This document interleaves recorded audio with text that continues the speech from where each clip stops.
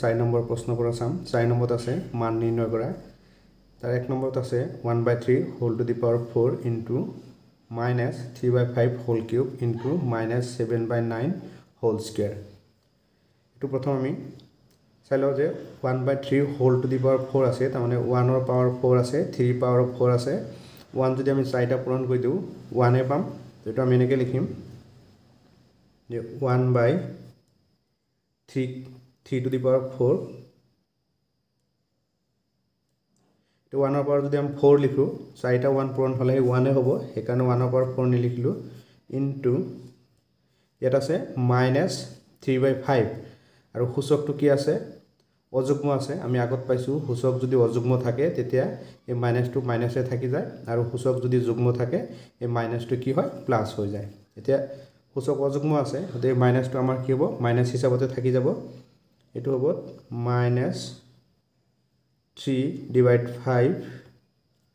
-3 cube দুটা চিন আমাৰ একেলগে নহয় এখানে আমি ইয়াত ব্ৰেকেট দিব লাগিব -3 কিউব তানে কিউবটো 3 ওপৰত আছে 5 ৰ ওপৰত আছে ইনটু এতিয়া ইয়াত আছে মাইনাস আৰ ইয়াৰ সূচকটো আছে যুগ্ম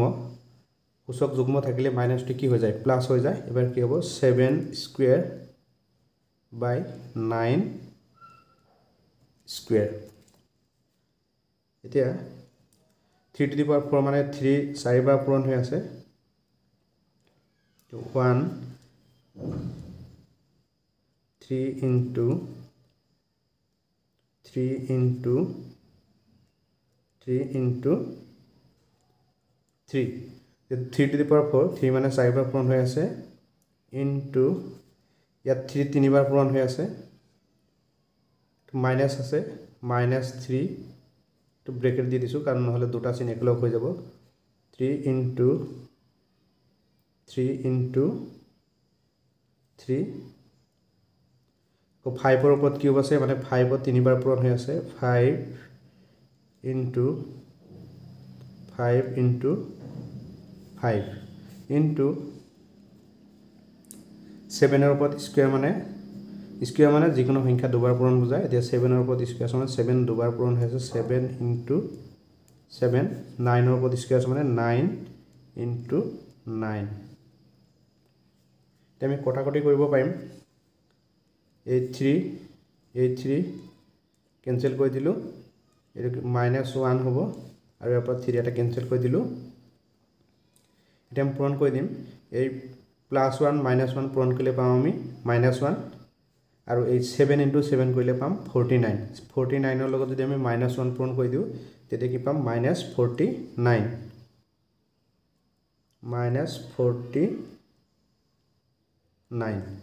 ইয়াত আছে 3 5 into 5 কৰিলে পাম আমি 25 25 ৰ লগত 5 পূৰণ কৰিলে পাম 125 এখিনি পূৰণ কৰিলে পাম 125 আৰু 9 into 9 কৰিলে পাম 81 125 81 পূৰণ কৰিম তাৰ লগত আকৌ 3 পূৰণ কৰিম তো পূৰণ কৰিলে পাম আমি 30375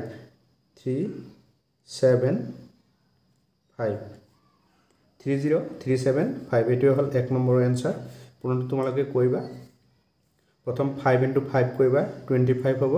25 ৰ লগত 5 পূৰণ কৰিলে 125 হ'ব 125 ৰ লগত 9 into 9 81 125 ৰ লগত 81 পূৰণ কৰি দিবা এই পূৰণফলৰ লগত আকৌ 83 পূৰণ কৰি দিবা আমাৰ ওলাব 30375 এটো হল 4 1 নম্বৰৰ आंसर 4 2 নম্বৰটো চাও তে 4 2 নম্বৰটো চাও 4 2 নম্বৰত আছে 1/2 whole to the power -2 তনে square plus 1/3 whole power -2 plus 1/4 whole power আছে -2 মানে plus 1/5 whole power -2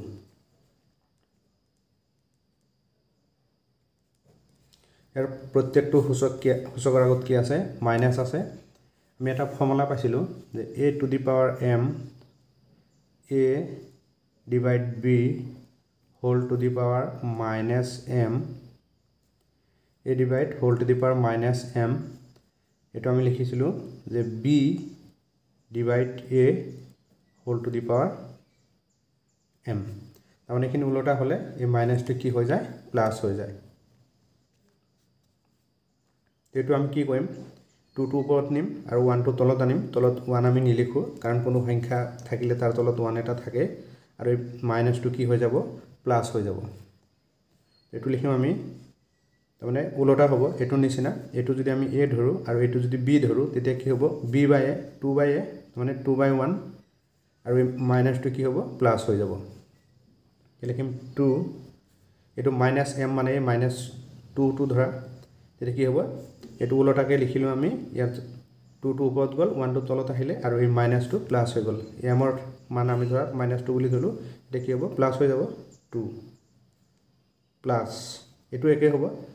এই 3 টো ওপৰত গুছি যাব 1 তলত নামি আহিব আৰু এই মাইনাসটো প্লাস হ'ব 1 টো আমি নিলিখো দেখো 3 স্কয়াৰ প্লাস এটো একে হ'ব 4 স্কয়াৰ প্লাস এটো হ'ব 5 স্কয়াৰ তে 2 বৰ্গ কৰিলে আমি 4 পাম 3 বৰ্গ কৰিলে 3 into 3 9 পাম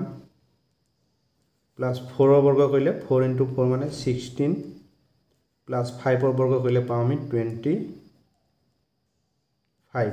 এটা এখিনি প্লাস কৰিলে পাম আমি 54 এটো হল 2 নম্বৰৰ आंसर তে 3 নম্বৰটো চাও তে 3 নম্বৰটো চাও 3 নম্বৰত আছে 1/3 whole power আছে 0 plus 1/3 whole power আছে -1 plus 1/3 whole power আছে -2 plus 1/3 whole power আছে -3 এতিয়া 1/3 whole power কিমান আছে 0 এটো মান হ'ব 1 তোমালোকে এটা বস্তু মনত ৰাখিবা যদি আমাৰ এনেকুৱা থাকে যে a plus b whole to the power 0 তথাপি ইয়াৰ মান কি হ'ব 1 হ'ব নাইবা 1 plus 2 whole power 0 তথাপি ইয়াৰ মান কিমান হ'ব 1 হ'ব তাৰমানে এনেকুৱা ধৰণৰ সংখ্যা ওপৰত যদি 0 থাকে তাৰ মান সদায় কি হয় 1 হয় যদি এনেকুৱা থাকে যে √2 plus 5 whole power 0 তথাপি ইয়াৰ মান কি হ'ব 1 হ'ব এতিয়া 2 নম্বৰটো আমি যেনেকৈ কৈছিলো একে নিয়মতে কৰিম তে 1/3 whole power 0 মানে ইয়াৰ মান 1 হ'ব তো 1 আমি লিখিছো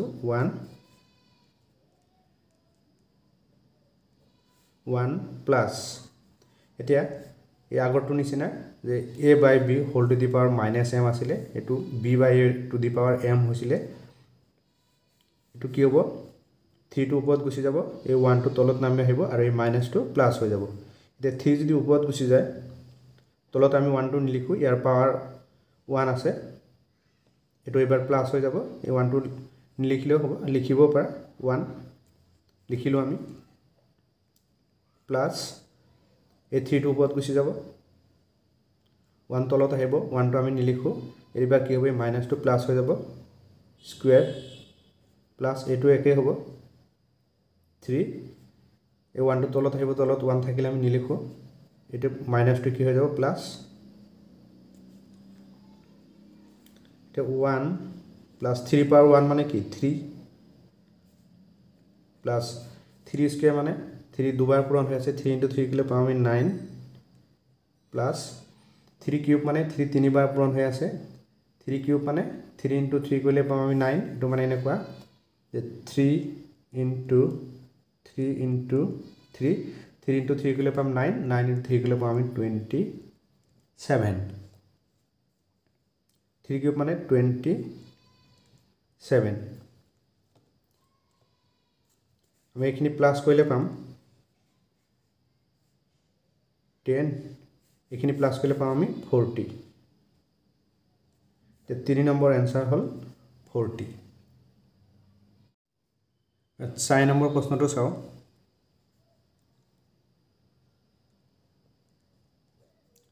4 নম্বৰত আছে 5 minus 1 plus 3 minus 1 plus 7 minus 2 whole power 0 এটা এনেকুৱা যিমান সংখ্যা থাকক whole to the power যদি 0 থাকে তাৰ মান সদায় 1 হ'ব এটো আৰু কৰিবলৈ নালাগে আগতত মই দেখুৱাই দিছো এনেকুৱা যদি আৰু সংখ্যা থাকে তাৰ ওপৰত যদি whole power 0 থাকে তাৰ মান কি হ'ব সদায় 1 হ'ব এতিয়া 5 নম্বৰটো চাও 5 নম্বৰটো আছে একে প্ৰায় 5 1 into 2 to the power minus 1 bracket মানে পূৰণ হৈ আছে into minus 1 6 ৰ পৰা আছে minus 1